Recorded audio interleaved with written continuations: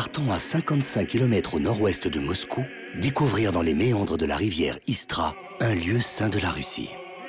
En 1656, sur ordre de sa béatitude Nikon, patriarche le plus célèbre de l'Église orthodoxe russe, fut bâti ce monastère.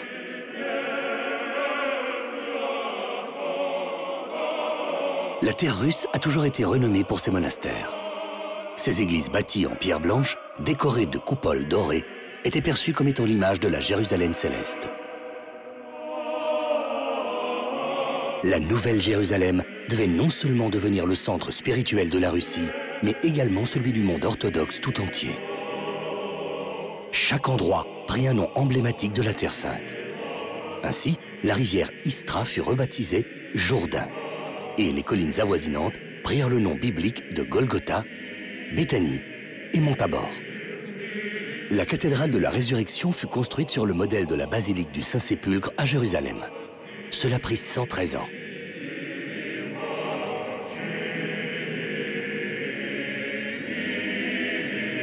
Au cours de la Seconde Guerre mondiale, le monastère a été détruit par les forces de la Wehrmacht en retraite. Au procès de Nuremberg, cet acte a été considéré comme l'un des crimes contre l'humanité. Les travaux pour la restauration ont débuté presque immédiatement. La chapelle de la Mère de Dieu, le Christ en croix et la chapelle du Saint-Sépulcre avaient miraculeusement échappé à la destruction.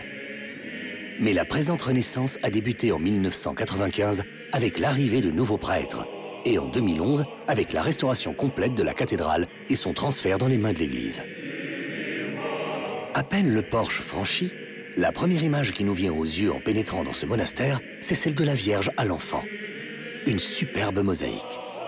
Elle a été réalisée par le célèbre peintre russe Viktor Vaznetsov.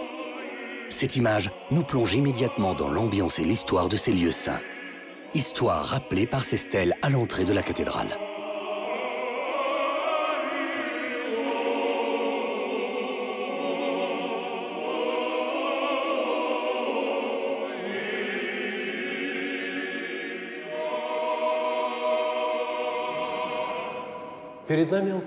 Devant nous se trouve l'autel. Dans l'église, celui-ci représente l'image du ciel divin. Cet endroit-ci où les gens se mettent et où ils prient durant la divine liturgie représente la terre.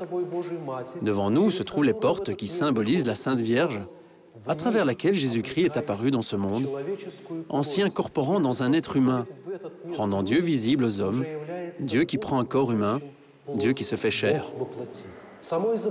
L'ornement de ces piliers illustre la Mère de Dieu.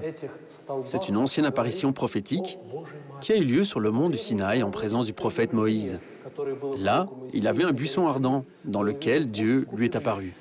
Ce buisson brûlait sans jamais se consumer et c'est le symbole de la Mère de Dieu.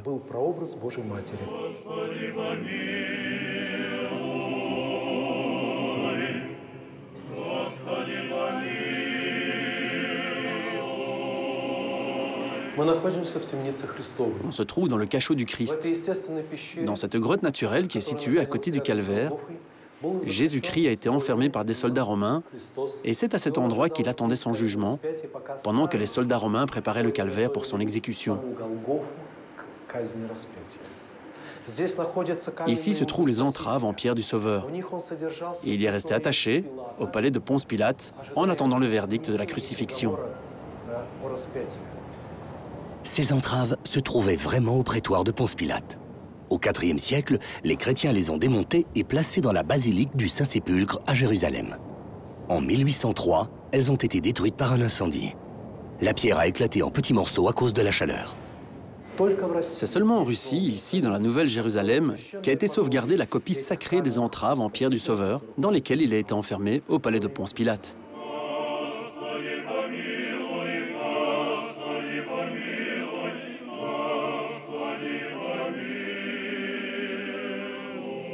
On se trouve au calvaire. C'est un endroit sensible pour tout cœur chrétien, car c'est ici que le Fils de Dieu a été crucifié. Devant nous se trouve la croix pour laquelle du bois de la Terre Sainte a été amené au XVIIe siècle. Le maître sculpteur du monastère y a sculpté le corps du Christ crucifié, selon les proportions réelles d'un corps humain.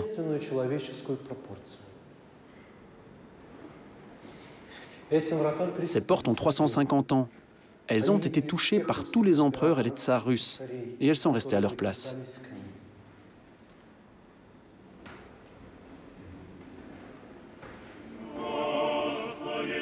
Quittons la chapelle du Golgotha par un des nombreux couloirs qui relient entre elles toutes les chapelles du monastère.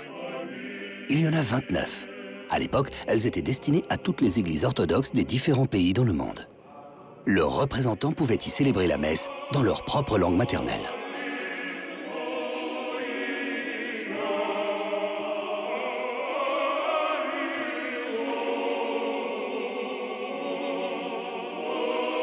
Rendons-nous au cœur de la cathédrale, toujours aussi vivant qu'à l'époque, pour mieux comprendre pourquoi elle porte un tel nom. Après avoir enlevé le corps de Jésus de la croix, Joseph d'Arimathie et Nicodème l'ont mis sur cette pierre, et là, ils ont enduit le corps de Jésus avec de la myrrhe précieuse. Ils l'ont enveloppé d'un linceul, d'un voile funéraire. Puis, de leurs propres mains, ils ont soulevé le corps, prêt pour l'ensevelissement, et l'ont porté au tombeau. Quel cadre somptueux! Un véritable écrin surplombant la chapelle du Saint-Sépulcre. Rien n'était trop beau pour mettre en valeur ce lieu saint qui a reçu le nom de cathédrale de la résurrection de la Nouvelle Jérusalem. Devant nous se trouve le tombeau vide, la plus grande relique du monde chrétien. C'est ici qu'a été déposé le corps de Jésus-Christ et qu'il est ressuscité le troisième jour. Il se situe au cœur de tout le monastère. Replongeons-nous il y a 2000 ans, quand Marie-Madeleine et Marie, mère de l'apôtre Jacques, se sont rendues les premières au tombeau. Un ange avait roulé la pierre, endormi les gardes et leur annonça la résurrection. De même, aujourd'hui, les fidèles rentrent dans cette reproduction du tombeau du Christ pour toucher la pierre symbolisant son ouverture et se recueillir sur le dernier lieu où reposait le corps du Sauveur.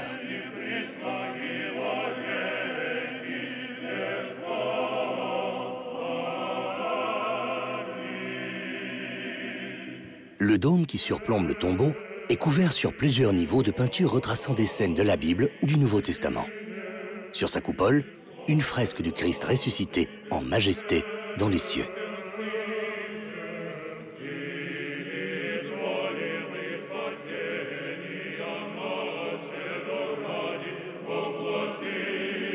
Malgré toute sa splendeur, le monastère de la Nouvelle Jérusalem ne se résume pas qu'à une cathédrale.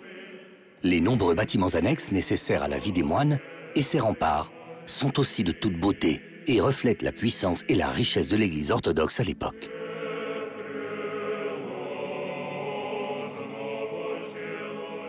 La demeure où a résidé Nikon est située juste au pied des remparts dans un écrin de verdure. Conçu comme le lieu de prière personnel du patriarche, le skite ressemble aux ermitages sur le Saint-Mont Athos, où de telles constructions permettaient la solitude monastique. Le futur patriarche a été élevé dans un monastère et s'est marié avant d'être ordonné prêtre. Il a prononcé ses vœux monastiques à l'âge de 30 ans, après le décès de ses 3 jeunes enfants. Il avait perçu cela comme un signe de la Providence. Après avoir persuadé sa femme de prendre le voile, il se retira ensuite dans un ermitage isolé situé sur la mer Blanche et reçut l'appellation de Nikon. En entrant dans le skite, nous sommes frappés par la différence visuelle entre l'extérieur et l'intérieur. Ce bâtiment qui paraît très cérémonial de l'extérieur est en réalité vraiment minuscule à l'intérieur. Et le tout est divisé en petites chambres.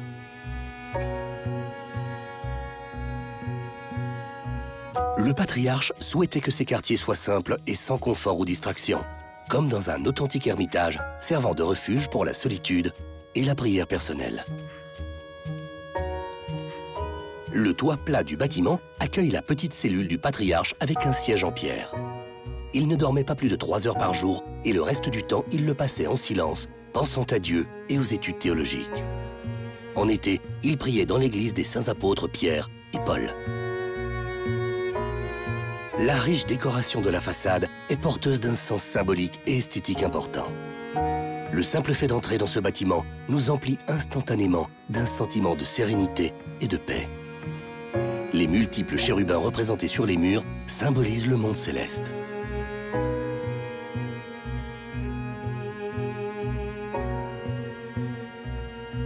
Jusqu'au XVIIe siècle, la Russie était officiellement chrétienne depuis 600 ans. De la scission de l'Église orthodoxe russe est né le désir du patriarche Nikon de mettre la liturgie en conformité avec les anciennes normes byzantines et de restaurer l'importance de la prière. Les réformes de Nikon se sont heurtées à une opposition forte et souvent violente. Les dissidents sont devenus les vieux croyants. Nikon ne regardait pas à la dépense lors de la construction de ce lieu de culte. Il a été assisté par un afflux de grands maîtres de la Biélorussie qui ont introduit de nouvelles façons de décorer les intérieurs avec des iconostases dorées sculptées et des carreaux multicolores. L'intérieur du skite avait des sols en céramique et des poêles en faïence. Les céramiques décoratives de la Nouvelle Jérusalem reflètent une conjugaison parfaite des riches traditions artistiques de la Russie et du patrimoine européen.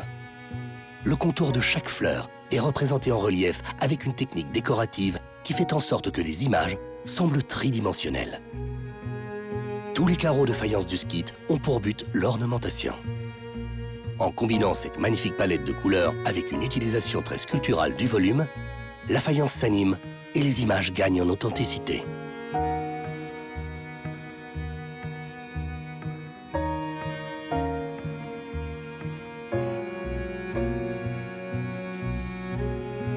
L'histoire et l'apparence originale du skite du patriarche Nikon ont été lentement restaurés. Ce travail a duré plusieurs décennies et s'est achevé en 2016. Quelques centaines de mètres plus loin, une drôle de colline cache un musée. Le monastère ferma en 1918 après la Révolution russe et rouvrit en 1920 en tant que musée régional d'art. Il a été déplacé de l'enceinte du monastère vers un bâtiment moderne. Ce musée est le plus grand dans les environs de Moscou, contenant plus de 100 000 pièces, notamment des chefs-d'œuvre d'art religieux et parmi les plus vieux tableaux de portraits russes.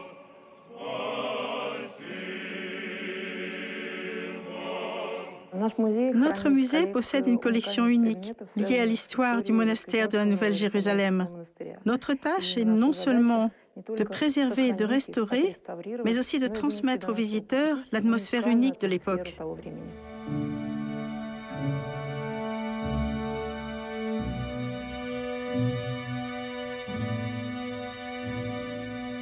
Étonnamment, le paysage du site choisi pour la Nouvelle Jérusalem a ressemblé à la Terre Sainte.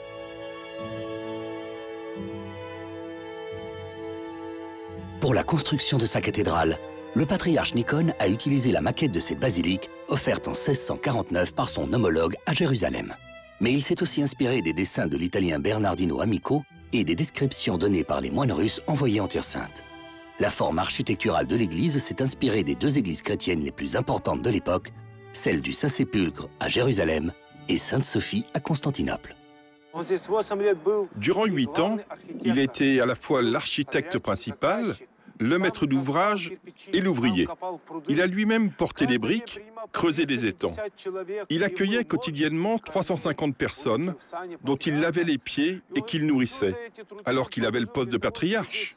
Tous ces efforts ont été fournis afin qu'un centre mondial de foi orthodoxe puisse être créé, pour que les gens qui ne pouvaient pas se rendre en Terre Sainte puissent venir ici, à la Nouvelle Jérusalem. Qu'ils puissent ici, auprès des reliques saintes chères au cœur de chaque personne chrétienne, prier et demander à Dieu de revitaliser leur foi.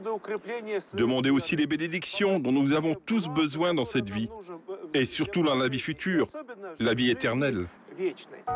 Mais en fait, qui était le patriarche Nikon ? Après la chute de l'Empire byzantin, la Russie demeure le seul pays avec un souverain orthodoxe à sa tête.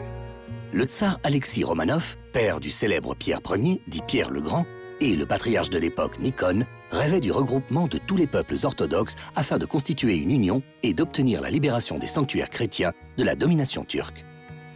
Le tsar entendait créer un nouvel empire chrétien et faire de Moscou la troisième Rome, capitale du nouvel empire orthodoxe, équivalent par sa grandeur à l'empire byzantin. Le blason des paléologues, l'aigle à deux têtes, deviendra alors le symbole du règne moscovite. Les deux têtes de l'aigle sont tournées l'une vers l'ouest et l'autre vers l'est, l'Europe et l'Asie, symbolisant leur unité comme la cohésion des pouvoirs temporels et spirituels. C'est précisément ce type d'union que formaient le patriarche Nikon et le tsar russe Alexis au XVIIe siècle. Mais le patriarche Nikon rêvait de la Russie comme d'une nouvelle Jérusalem, non pas tant comme gouvernement temporel, mais plutôt en tant que centre spirituel orthodoxe. C'est précisément à l'Église que devait être subordonné le pouvoir temporel souverain. Finalement, leur vision d'une Moscou troisième Rome ou d'une Moscou nouvelle Jérusalem a entraîné la rupture des relations entre le tsar et Nikon. Le patriarche fut alors démis de ses fonctions et contraint à l'exil.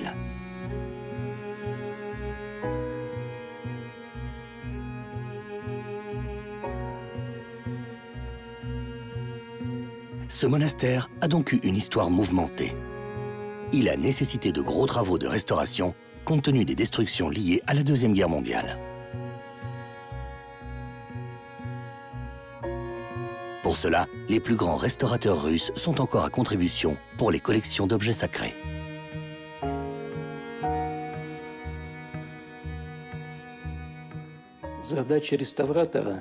La tâche du restaurateur est de préserver l'objet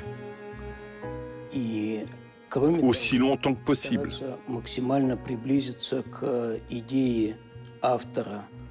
Et en plus, d'essayer de se rapprocher le plus possible de l'idée de l'auteur pour révéler la conception qu'il en avait.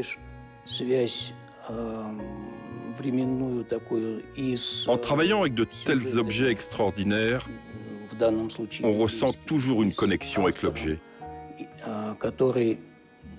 Ici, biblique, et son auteur, qui il y a 300 ans, incarnait ses idées dans cette belle œuvre.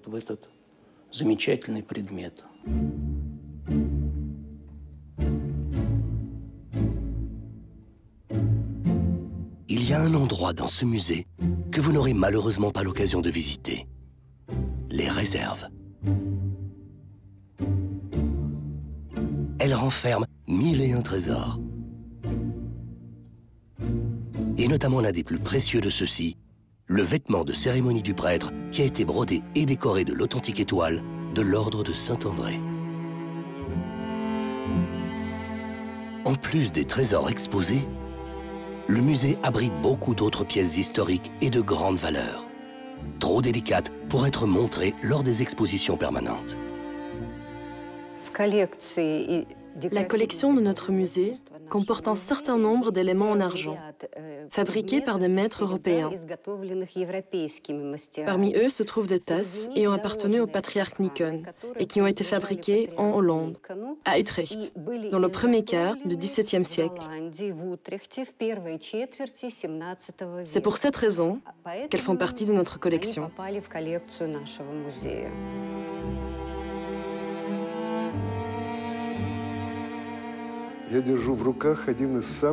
Je tiens dans les mains une des pièces les plus précieuses du musée de la Nouvelle-Jérusalem. Cette croix reliquaire en or, richement ornée de pierres précieuses, est une contribution du tsar Fédor Alexievitch au monastère. Cette croix contient une partie des reliques de Saint-André. En 2010, elle a fait l'objet d'une grande exposition à Paris, au Louvre.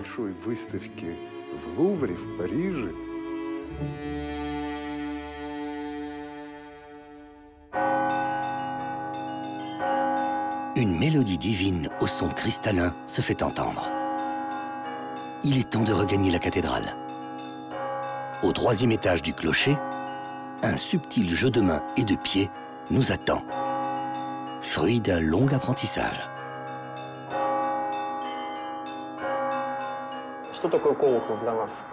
Qu'est-ce que cette cloche représente? C'est la voix de Dieu. À travers les cloches, on entend Dieu. Comment elles sonnent et comment elles éteignent notre âme russe, c'est notre préparation avant la prière. Quand une personne se rend à l'église, elle entend les cloches et chacun entend pour lui-même quelque chose de cette sonnerie. Certains y ressentent du repentir, d'autres de la joie. Le clocher du monastère de la Résurrection contient 15 cloches. La plus grande pèse 8,5 tonnes, la plus petite 10 kilos. Pour apprendre à sonner les cloches, Il existe des écoles de sonneurs. Il y en a quelques-unes à Moscou. Les cours sont suivis pendant 3 mois. Ensuite, chaque personne orthodoxe poursuit son propre chemin. Une fois que la personne a fini l'école, elle arrive au monastère. Par la suite, cela dépend de la volonté du Seigneur que la personne sonne effectivement ou non. Au tintement des cloches, il est temps pour les fidèles de rentrer dans la cathédrale pour assister à la messe. Pendant la divine liturgie, les croyants tournent leur regard vers l'iconostase. L'iconostase historique n'a pas survécu à la destruction durant la Deuxième Guerre mondiale. Heureusement, certains fragments ont été sauvegardés et elle a été entièrement restaurée à l'identique. Sa hauteur de 27 mètres impressionne. Les icônes sont l'expression visible de la foi orthodoxe. D'ailleurs, le Christ avait dit lui-même qu'il était l'image de Dieu, son icône. Elle servait à enseigner aux fidèles les bases de l'Ancien et du Nouveau Testament à l'époque où bon nombre ne savaient pas lire. Vénérées, les icônes transmettent les valeurs spirituelles de celui qui les a réalisées dans le respect de la tradition. Elles aident les fidèles à se recueillir dans la prière, toujours accompagnées des chants de la chorale.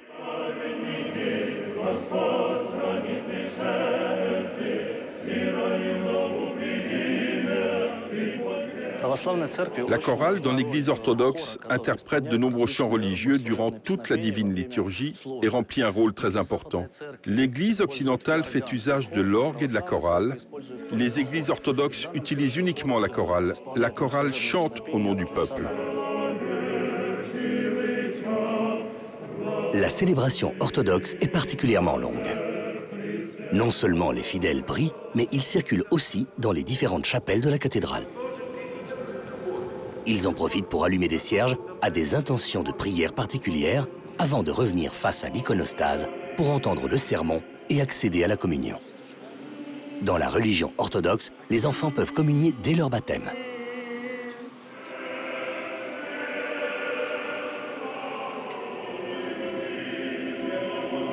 C'est aussi un lieu pour se confesser et bien sûr pour descendre dans l'église souterraine de Saint-Constantin et de Sainte-Hélène. Là, on peut acheter dans une petite chapelle des bouteilles pour les remplir de l'eau puisée dans la source sainte du Jourdain, afin de se purifier le corps et l'esprit. Tous ces déplacements pendant la divine liturgie sont le reflet d'une assemblée priante et vivante. Nous venons à l'église pour prier un petit peu, pour mettre une bougie pour la paix et la santé, et en mémoire de ceux qui sont décédés.